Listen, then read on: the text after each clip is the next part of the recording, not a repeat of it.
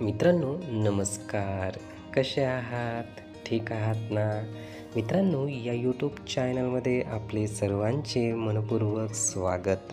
मित्रांनो आज आपण चाचणीचे प्रकार किंवा वर्गीकरण याविषयी माहिती बघणार आहोत आणि त्यातील महत्त्वाचा घटक प्रकार किंवा वर्गीकरण बघणार आहोत ते म्हणजे गुणांकाच्या आधारावर चाचणीचे वर्गीकरण कसे केले जाते ते.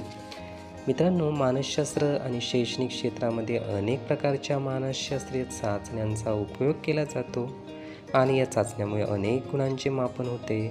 त्याचबरोबर अनेक संकल्पनेचे सुद्धा मापनच केले जाते. दिवसेंदिवस निर्माण होणाऱ्या समस्येमुळे वेगवेगळ्या प्रकारच्या मानसशास्त्रीय चाचण्यांची निर्मिती केल्या गेलेली आहे आणि अशाच प्रकारच्या चाचण्यांचा अभ्यास करण्यासाठी हा एक मुख्य प्रकार आपण बघतो आहोत. गुणांकाच्या आधारावर चाचणींचे वर्गीकरण.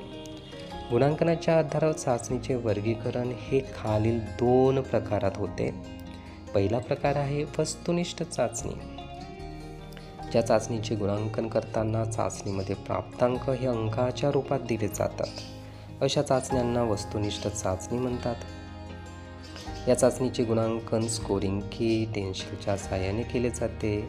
अशा प्रकारचे गुणांकन हे वस्तुनिष्ठ असतात.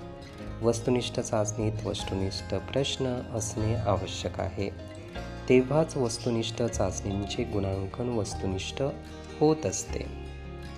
गुणांकाच्या आधारावर चाचणीचा दुसरा प्रकार तो म्हणजे आत्मनिष्ठ चाचणी.